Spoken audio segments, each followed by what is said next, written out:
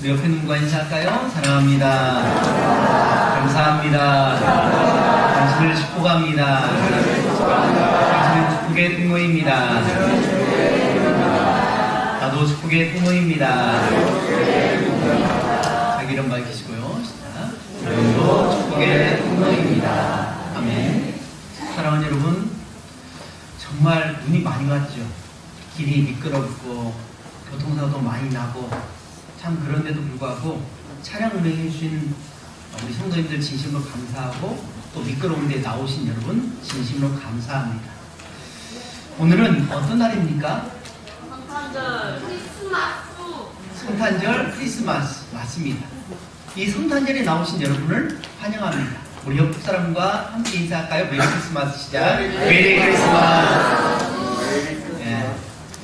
이 성탄절에 오늘 우리에게 주시는 하나님의 말씀은 마태복음 2장 1절에서 12절의 말씀으로 세상에서 가장 복된 선물, 이런 제목으로 하나님의 말씀을 전하겠습니다.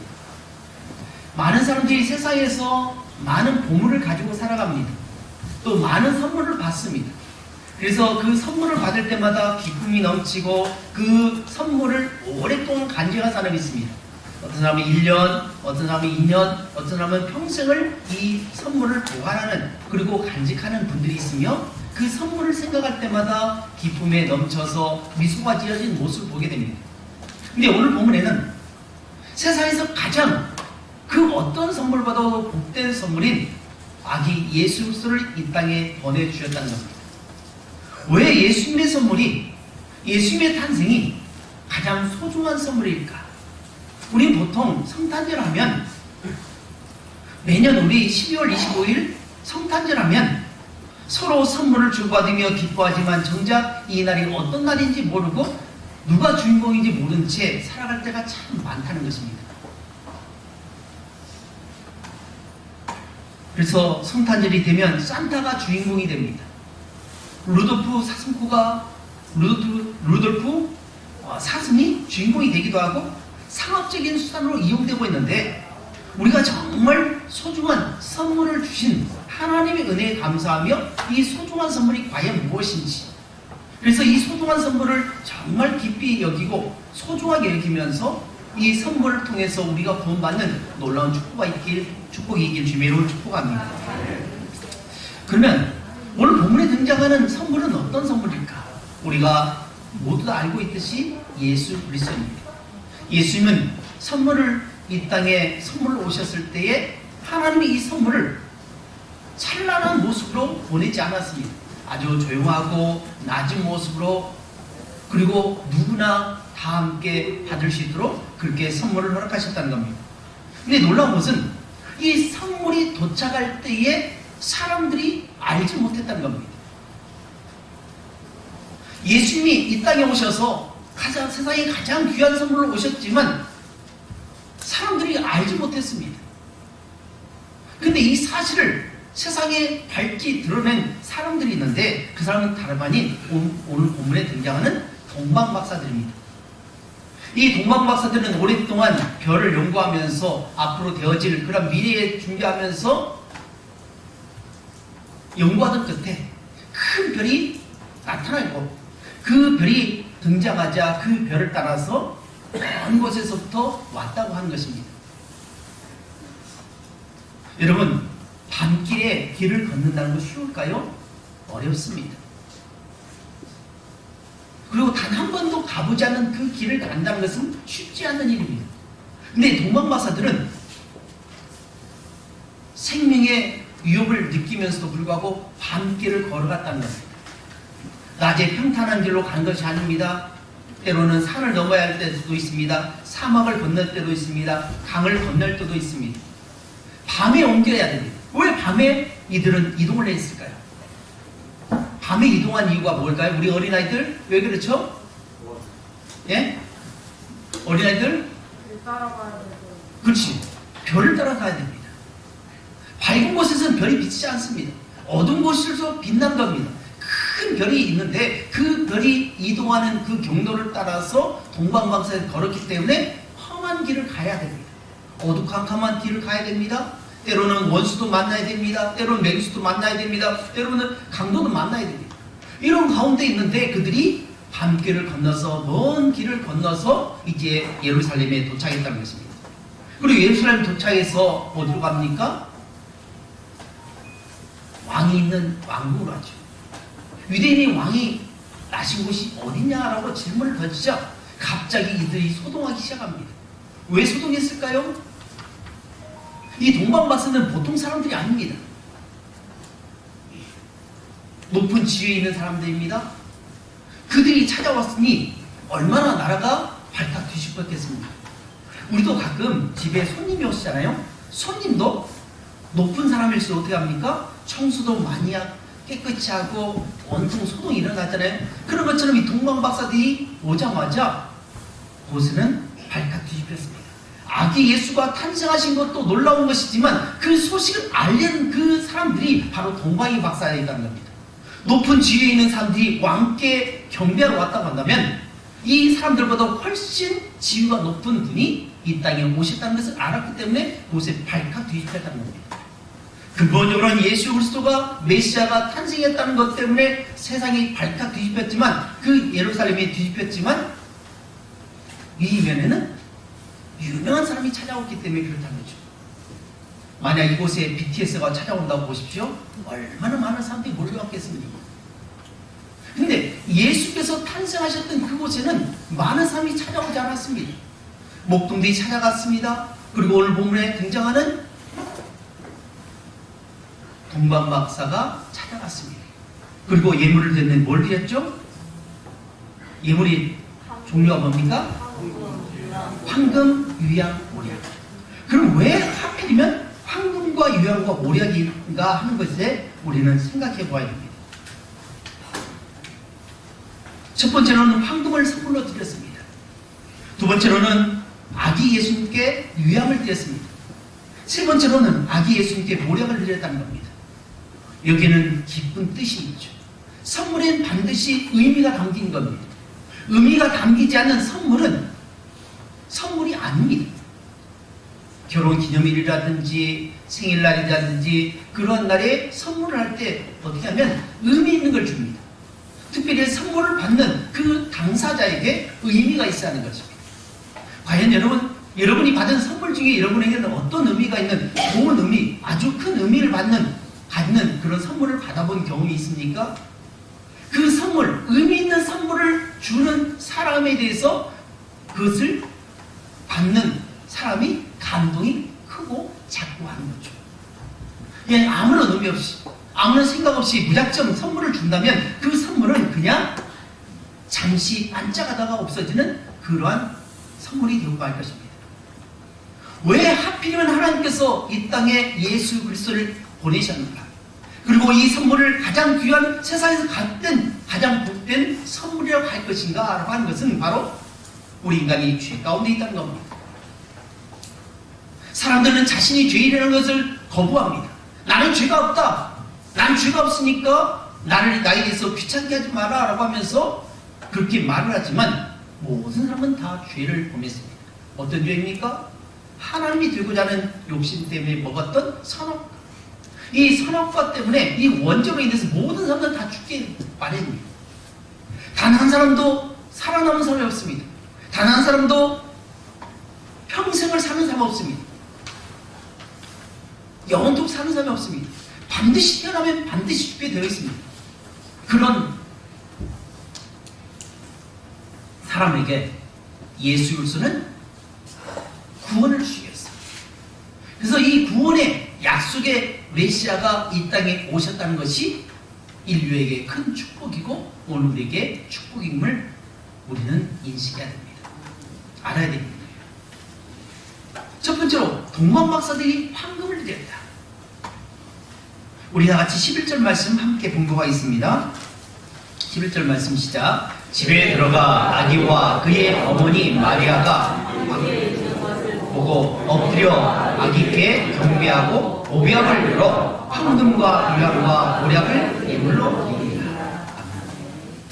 예수님께서 탄생하신 곳이 어디입니까? 구유입니다. 먹이통입니다. 우리 옛날에 소를 키웠을 때 여물통 있잖아요. 그 여물통에 어떤 부모가, 어떤 어머니가 막 태어난 아기를 이 먹이통에 낳은다는 것입니다. 사실 마리아와 요셉의 입장에서는 너무나도 서러운 날이었을 것입니다.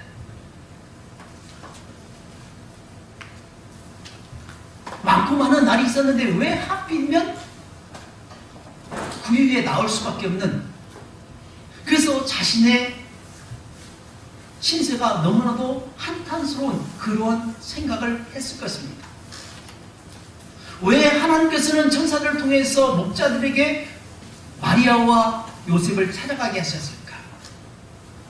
그들은 아마도 호적하러 가는 그런 가운데 갑자기 산기가 돌아와서 아기를 낳았는데 아기 낳을 곳이 없어서 결국 동물들이 있는 그 구유에 누워만 했습니다. 어머니 아버지 입장에서 얼마나 처량하겠습니까? 얼마나 가슴에 메이는 그런 아픔이겠습니까? 그런데 천사를 통해서 목자들에게 가서 전해라. 이분이 바로 하늘의 영광, 땅에 있는 기쁨이 넘치는 평화다. 하나님과 사람 사이에 닫혀있는 그 문을 열어주는 축복의 메시아, 그분이 바로 예수 그리스도다.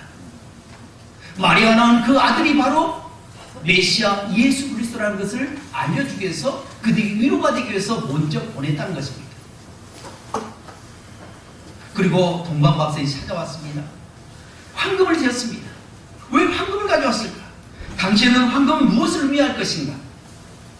황금은 그 당시에 왕에게 드는 선물의 대표적인 것 중에 하나입니다. 고고학자의 발견에 의하면 이 사실은 더욱더 확실해집니다. 예수님께서 탄생하실 당시에 이 땅에 있던 왕들의 무덤을 열어보면 그곳에는 금으로 가득 차 있다고 했습니다. 또한 왕 앞에 나갈 때는 반드시 황금의 인물을 준비하지 않고는 왕 앞에 나갈 수가 없었던 그런 시대입니다. 곧 동방박사들이 아기 예수께 금을 바쳤다는 것은 그들은 예수 그리스도를 만국의 왕으로 인정하고 있다는 신앙의 고백이었다는 것입니다. 그들이 예수님을 왕으로 알고 왔다는 사실은 이절이 입증하여 줍니다. 유대인의 왕으로 나신 이가 어디 계시냐라고 질문을 합니다. 예수 그리스도는 하나님께서 친히 보내신 왕입니다. 그분은 지금 온 우주의 왕이시며 만국의 왕이십니다. 오늘날 그 왕께서 군대를 이끌고 이 세상 나라를 멸하기 위해서 오실 것입니다. 그때에 이 세상 나라들은 적 그리스도를 중심으로 하나가 되어서 만왕의 왕이신 예수 그리스도와 전쟁을 치르게 될 것입니다. 하지만 만왕의 왕이신 재림 예수께서는 반드시 심판으로 승리하실 것입니다.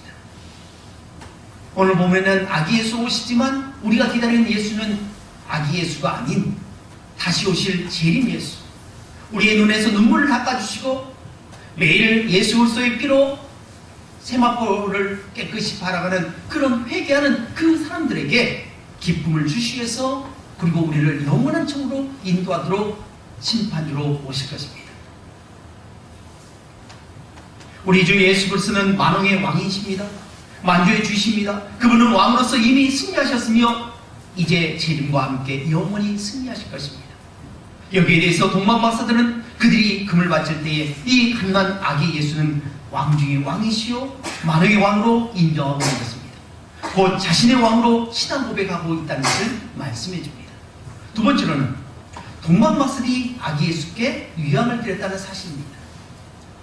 유향은 성전에서 예배할 때에 제사를 때 사용하는 그런 향인데 반질반질하고 향내나는 흰색 액체입니다. 유향은 아라비아 지방의 관목 껍질에서 자국을 내서 얻은 액체 향입니다. 유향은 구약시대에 이스라엘에서 제사를 드릴 때 사용했습니다. 특히 곡식으로 드리는 소제의 제사를 드릴 때에 그 고운 곡식가루 위에 기름을 붓고 그 위에 놓는 것이 바로 유향이었습니다. 다시 말하면 유향이 필요한 사람에게는 대제사장입니다. 유향을 불사를 자격이 있는 사람 역시 대제사장이었습니다. 그러므로 동방박사들이 아기 예수께 유향을 드렸다는 것은 예수님께서 대제사장이시요 예수님은 하나님께 기쁨과 감사가 되는 제사임을 고백하고 있는 것입니다.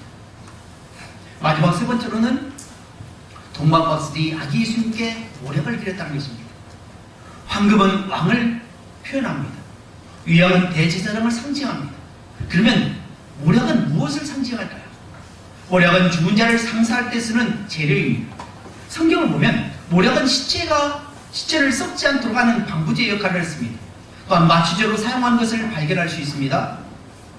매우 어찌 보면 산 사람에게 모략, 이제 막 태어난 그 아기에게 이 모략을 드렸다는 것은 어떻게 보면 그 부모 입장에서는 너무나도 이상한 선물입니다.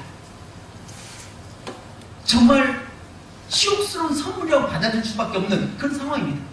이제 막 태어나서 생명이 하고 태어났는데 그 아기 예수님께 모략, 시체에 바르는 그런 모략을 드렸다는 것은 어떻게 보면 불경스럽게 여겨질 수 있었다는 것입니다. 오늘 우리에게도 마찬가지입니다. 이것은 하나님의 섭리입니다. 오늘 우리에게 다가오는 많은 일들이 있습니다. 생각지 못한 일을 했습니다. 기쁨보다는 오히려 슬픔이고 고통이고 어려움이고 시험이 닥쳐올 때가 많습니다. 그럴 때마다 우리는 그것을 받아들일 때 하나님 왜 하필이면 지금 이때에 이것을 주십니까? 특별히 성탄절을 맞이하면서 이제 성탄의 기쁨을 누리면서 성탄 전야 행사를 치루하는 우리 그리스도인들에게 또 많은 사람들에게 왜 하나님은 이렇게 호남지방에 엄청난 눈이 내리게 해서 우리가 다니는 길을 막게 하고 교통사고 나게 하고 성탄절 전야 행사를 못하게 하시는가라고 하며 너무나 하나님 앞에 원망할 때도 있는 그런 사람들이 있을 것입니다. 그러나 하나님의 뜻은 모릅니다. 하나님의 기쁘신 뜻은 모릅니다. 하나님의 섭리는 우리를 알지 못합니다. 우리를 창조하신 그 하나님의 뜻을 우리가 어찌 알 수 있겠습니까? 하나님께서 왜 하필이면 아기 예수를 화려한 왕국에 보내지 않고 가장 낮고 천한 그 위에 오게 하셨는가?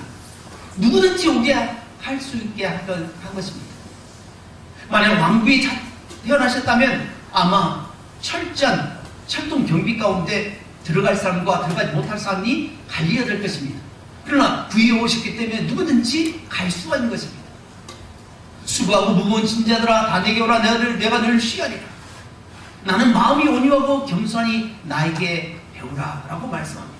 누구든지 오도록 하시기 위해서 가장 낮은 곳에 예수님께서 오셨던 하나님의 이러한 섭리를 우리가 깨닫고 비록 우리가 생각하기에 인정하지 못하는 그런 상황이 있다 할지라도 하나님의 뜻이 있겠지, 하나님의 기쁘신 뜻이 있겠지, 하나님의 어떤 계획이 있겠지라고 생각하면서 믿음으로 모든 것을 바라보는 우리 모두가 되실 주의 이름으로 축복합니다.